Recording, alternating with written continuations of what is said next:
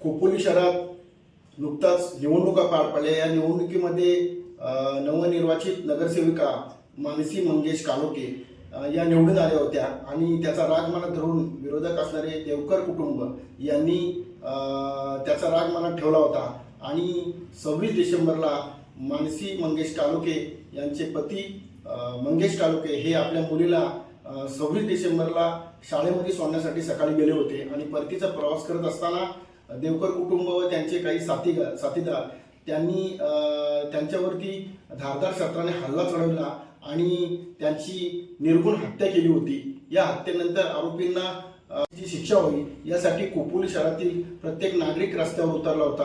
पोलिसांना त्या पद्धतीचं निवेदन दिलं होतं, कॅन्डल मार्च काढला होता आणि कुटुंबियांनी त्याची मागणी केली होती की बाबा ह्या आरोपींना कडक शासन व्हावं। त्या दृष्टीने रायगड जिल्ह्याच्या पोलीस अधीक्षक अचल दलाल यांच्या मार्गदर्शनानुसार पोलीस यंत्रणेने जलद गतीने तपास सुरू केला आणि या प्रकरणामध्ये 13 जणांना अटक केली होती। त्यापैकी आज येथील 11 आरोपींची पोलीस कस्टडी संपली आणि त्यांना मॅजिस्ट्रेट कस्टडी जाहीर केल्याने खालापूर न्यायालयाने आज तो निकाल दिला आणि या सर्वांना आता खालापूरमधून हलवण्यात आले होते आणि यातील अन्य 2 आरोपी आहेत त्यांना पोलीस कस्टडी 12 तारखेपर्यंत दिलेली आहे आणि आता पुढचा तपास अधिक जलद पद्धतीने ह्या प्रकरणाचा सोक्षमोक्ष होईल असा खोपोलीकरांनी आशावाद व्यक्त केलेला आहे।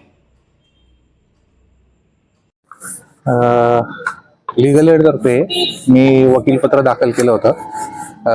अनुच्छेद 21 मध्ये प्रोव्हिजन आहे त्याप्रमाणे मी लीगल एडच्या पॅनलवर काम करतो आणि ज्यांना वकील मिळत नाही तर त्यांना वकील मिळावा ही अशा प्रकारची व्यवस्था ही न्यायालयाची असते। तर त्यांनी वकिलासाठी त्यांनी मागणी केली होती आणि त्याप्रमाणे वकीलपत्र दाखल केलं होतं। आज त्यांना 13 दिवस झाल्यानंतर 1 ते 11 आरोपी जे आहेत त्या 1 ते 11 आरोपींना याच्यामध्ये MCR झालेला आहे आणि जे बाकीचे आरोपी आहेत त्यांना पोलीस कस्टडीमध्ये आहे। तर एकूण 12 आणि 13 हे पोलीस कस्टडीमध्ये आहेत आणि बाकीचे जे आरोपी आहेत त्यांना MCR झालेला आहे। आणि लीगल एड तर्फे जेव्हा मी होतो वकील त्यावेळेला पहिल्या रिमांडच्या वेळेला मी होतो आणि त्यानंतर बाकीचे त्यांचे जे आरोपींचे वकील होते त्यांनी आज काम पाहिलेले आहे। म्हणजे आरोपी 5, 6, 7, 8, 9, 10 यांच्यासाठी त्यांनी वकील दिलेला आहे त्यांचा आणि त्यांनी ते काम पाहिलेलं आहे। त्यांनी त्यांचे वकील दिले नव्हते तोपर्यंत त्यांनी मला इथे या मेहरबान न्यायालयामध्ये काम करण्याची संधी दिलेली आहे। या मेहरबान न्यायालयाने माझी नेमणूक केलेली आहे।